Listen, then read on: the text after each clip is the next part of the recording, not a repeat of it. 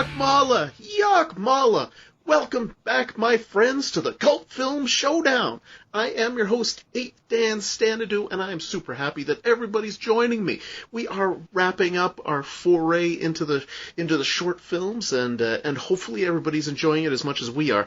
And so I know that the people that are enjoying it, we have Jack Hall.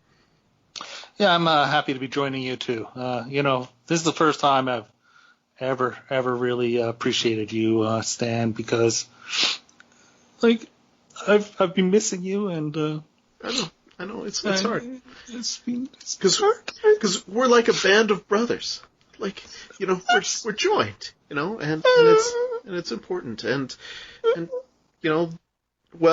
Jack weeps openly. Then we will go to Nick Boxer. Oh, I hate that guy. Greetings and salutations. Feelings are mutual. Bestiality is a hell of a thing. It's the new tagline of the show. Bestiality is a hell of a thing. All right. Oh, watch last episode to know why. And speaking of bestiality, James Scott. Never had that intro before, that's for sure. Please, like you haven't. Yeah, I think any of us buy that. Yeah, you said we're like a band of brothers. I thought we were more like a Pacific Rim. I'm thrilled to be here for these films that, as we said, are adjacent to the Octagon. They are not being considered for ratings, but we're having some fun chatting about some short films. And these short films are yours, so we get to talk about them. Yes, we had a very broad, very broad. What's the word? We could pick anything as long as it was under 10 minutes, basically, which is, it's offering up a lot. Mandate, that's the word I was going for there. Excellent. And I decided, because I'm a horror film fan, and I thought I'm gonna dig up some interesting horror films that are under 10 minutes. So the first one that I found is called Eel Girl, which is a bit of a special effects show off. Mm-hmm. I am the only one that brought nipples to the show. That's true. Nick was nice enough to bring a variety of penises. But I decided to bring yours, though. Tell you the truth, this was still kind of gross. Yeah. It was just a bit, yeah. It's maybe not the most erotic film that we've done. If it is, then, well, actually, I think, honestly, if many of these are erotic to you, then you may want to go see the doctor. and not just in general. Listeners may have gotten to your brain. So are we talking Eel Girl first, then, or are we talking... Let's talk Eel Girl first. Yeah, I think that's the right way to go. I think you save the other one. You want to go out on something. Does this predate the Del Toro Gilman movie? In the Shape of Water? That's what I wanted to know. Oh, yeah. I believe this was 2016, so it would. That was only 2018, wasn't it? I don't know. I didn't see it because it won a bunch of awards, so that's the type of movie I avoid. Got to avoid that then, yeah. Well, it's like this, but this is only 5 minutes long, so it's this is a more efficient. Yeah, this won a bunch of awards? It should have. If it hasn't, it should have. I don't know what got the Oscar in 2017 there for Best Short Film, but it should have been this. Yeah, really? Well, this is a short it's film. It's amazing, Jack, that you just badmouthed movies that do win awards and movies that don't. That's the things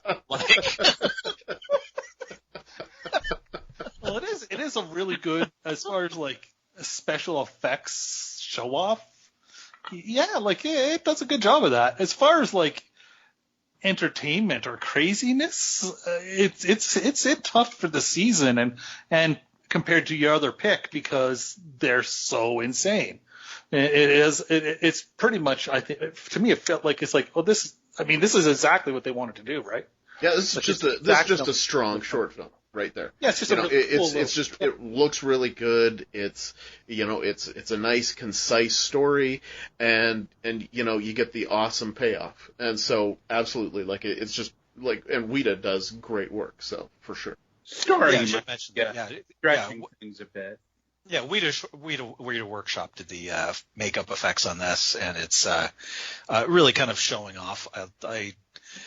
Nick's about to bad Martha, so I just wanted to say some nice things about it right before he jumps in. Go ahead, Nick.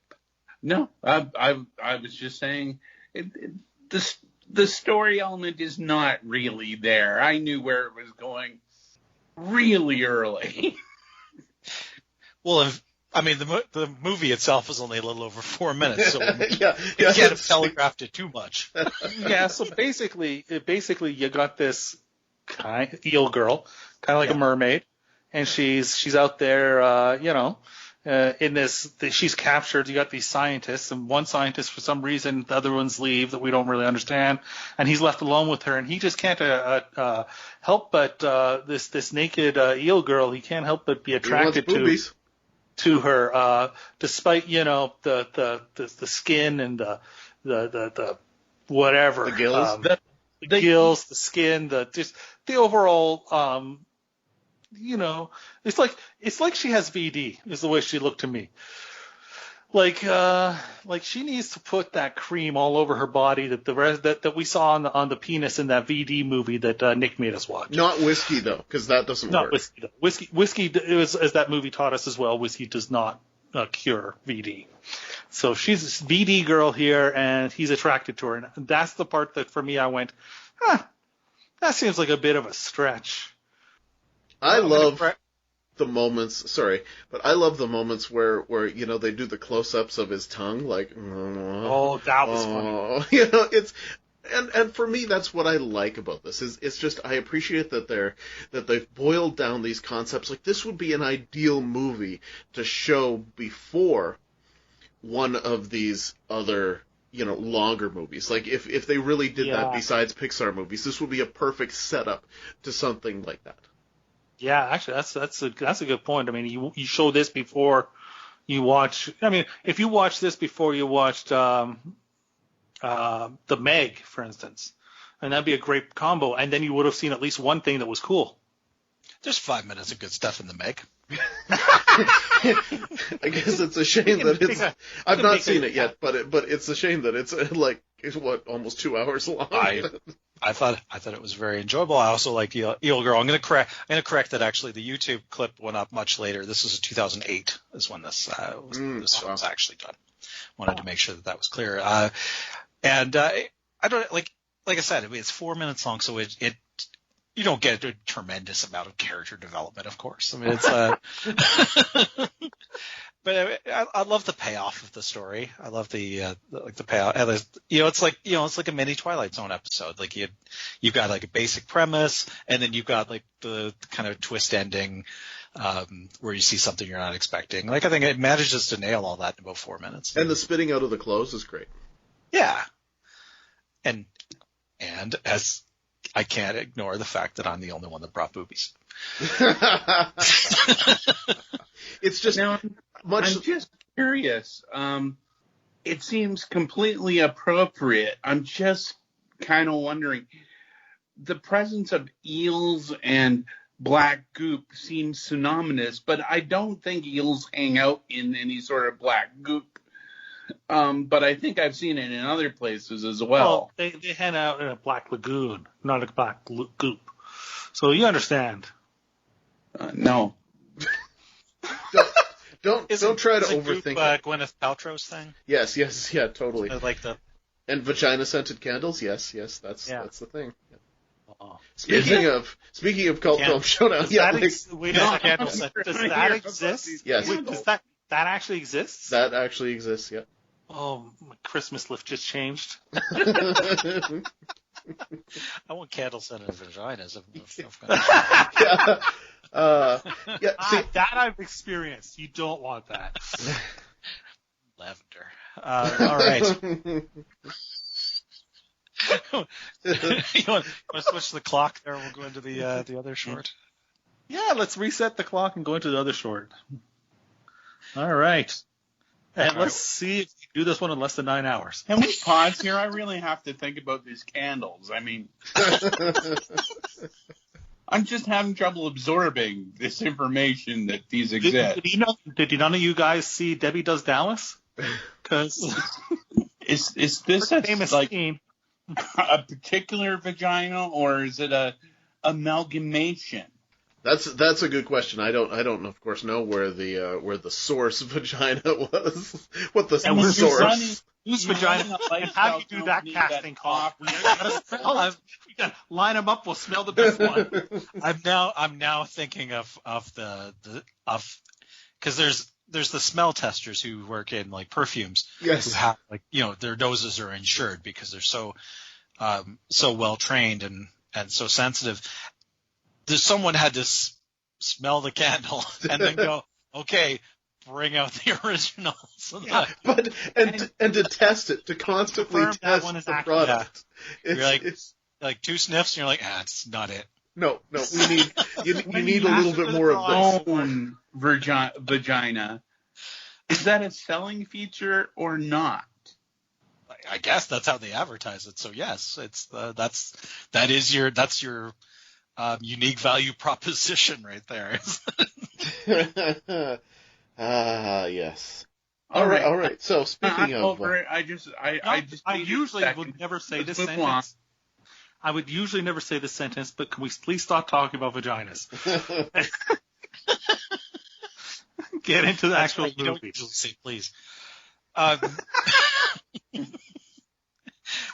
So this the horribly slow murder with the extremely inefficient weapon, directed by Richard Gale, and apparently this 2008, and it is apparently being worked on for a feature film.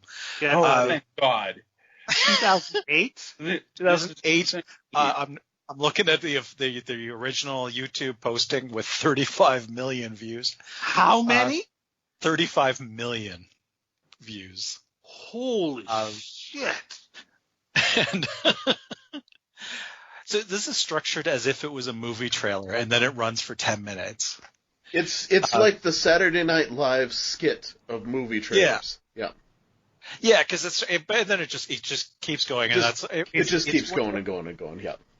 The basic premise is that they set up with there are some murders that are fast, there are some murders that are slow, and then there are some that take years. And so there's like a monstrous guy with a white face who hits this guy with a spoon. That's the premise, and that's the next 10 minutes of this film. And they said the feature film was 9 hours long. I'm worried that's what they'll do. Because that was my one problem. I was loving this thing for like 3 minutes. Yeah. But you could only watch a guy get hit with a spoon so many times before it stopped being funny. And it felt like 9 hours by the end to me. Stop being funny in 10 minutes. What's that? Does not stop being funny in 10 minutes. For me, it did. Of course, I did have to pause several times because I needed to vomit from intense laughter. I did not get any details from this movie because it just kept getting funnier, and I could not control myself. Just balls out. Just, oh my God, I can't believe what I'm watching. This is such a genius concept. This is so funny. I just killed myself. I agree. It's genius. It hurts so bad. Well, it's too bad. Like I say, just if they kept it to a little shorter, I think it would have been incredible. Oh yeah, totally disagree. You're going to be tempted to cut out the again section, which is actually 3 minutes, 4 minutes. It would have been great. That was. Yeah, see, and for me, because for me, it's yes, at about 3 or 4 minutes, it's like, okay, well, it's, how much longer is this going to go? And then because it keeps going, it is that age-old comedy thing of, you'll stop laughing because you've kind of laughed out, and then it becomes funny because it hasn't stopped. Family Guy has the running thing of Peter fighting the chicken, and it goes long enough that you're like, okay, it's not actually funny anymore. And then the funny part is that it hasn't stopped. I'll say, for me, the again and again and again section, I really was close to just turning it off. Yeah. I think that's the thing is if it could have, the one thing about, yes, it's a fight, but they have all this other stuff happening within the fight between the chicken and Peter. This is just a guy getting hit by the spoon, except for the only time that after about 4 minutes, like I was loving it, and then it started to drag on me. I did kind of enjoy the Alfred Hitchcock Psycho part. It was pretty clever the way they did it, but even then, it's just so the idea of it really just man, it was everything about this is genius. It's so genius. Just shorter for me, and it would have been like the best thing I'd ever seen in my life because I laughed my ass off for the first few minutes. Someone's just cracked a bottle of wine. Yeah. Just totally drinking. I guess we're gonna stay split. And I think so. And that's it, right? Because absolutely. Like I was fully prepared. I was fully prepared at like 4 minutes. I was thinking of all the people that I wanted to send this to. Mm-hmm. And then the problem was for me is that once I got to 9 minutes, I was just like, I don't know if I can send this to anybody. Yeah, I mean, you got to put it in context too. In 2008, we were allowed to laugh for 10 minutes, and it was a different time. We were we were so young. We were allowed to enjoy ourselves for 10 minutes at a stretch. Yeah, well, I guess that's the problem now. I mean, with the Kibi generation or Quibi or whatever the hell it's called, that's. Well, there is no. Judging by Quibi's numbers, no generation is happening. Yeah, I mean, there's a lot to love about it, and I just think, for me, if you carved out the 4 minutes in the middle, probably, then I'd be happy as a clam, But hey, I mean, if it made you guys laugh, then more power to you. Oh, the broken spoon joke was genius.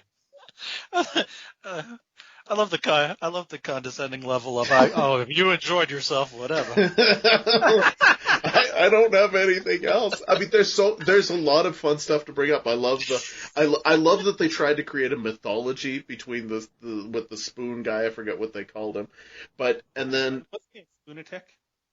That's what they called them. There's a mythology that they Oh, went there's to a build. mythology. Yeah. You're right. But I would call it Spoonatic. Yeah, but then when the spoon broke, and of course he opens it up, and it's just like he's got spoons galore lining the inside of the robe. I mean, there's so many great moments in it, and I do wish they were just a little more distilled. Well, fair enough. I mean, I guess that's all we can say. Funny, a movie that's 10 minutes long, but since it's 10 minutes long, and we're only going like 8 minutes talking about it, but it makes sense since it's 10 minutes of the exact same thing. Like, how much can you say about it? Maybe that's the thing. So, I mentioned it.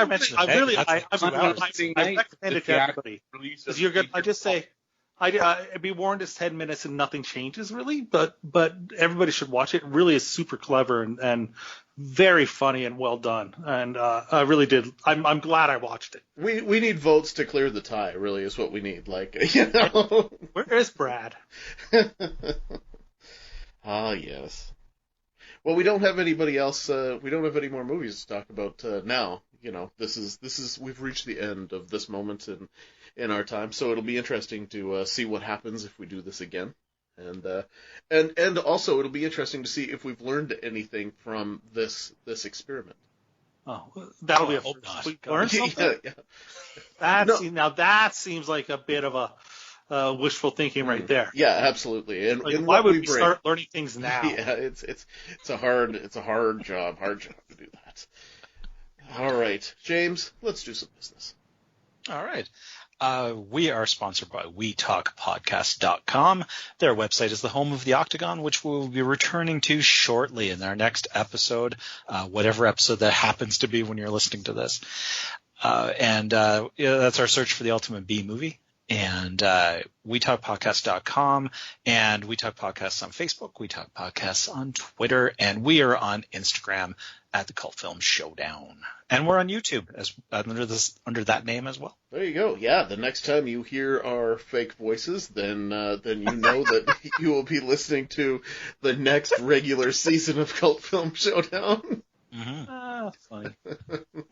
But yeah, so and I don't even remember. I know that Jim, it's your season, but what is it again?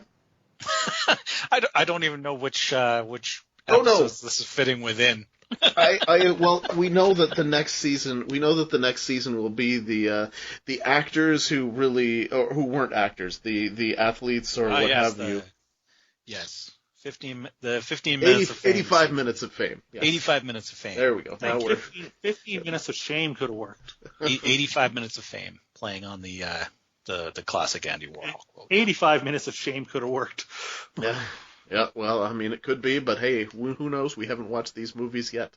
But I think that this has wrapped this up, and I had a great time. Great time coming back to talk some crazy shit with you guys. Anybody have anything else to say? I love that we saw this many really fun short films in just shy the length of one of the regular films. Mm-hmm. Yeah. It ran about 60 minutes, which is like 5 minutes shorter than most of our movies. Yeah. All right. Well, let's do it. So I do hope that everybody joins us for the next full season of the Cult Film Showdown as our rebrand continues, and I think that we'll be happy to re-enter the Octagon next episode. So for Jim and for Jack and for Nick, I am your host, 8th Dan Stanadu. Thanks for listening.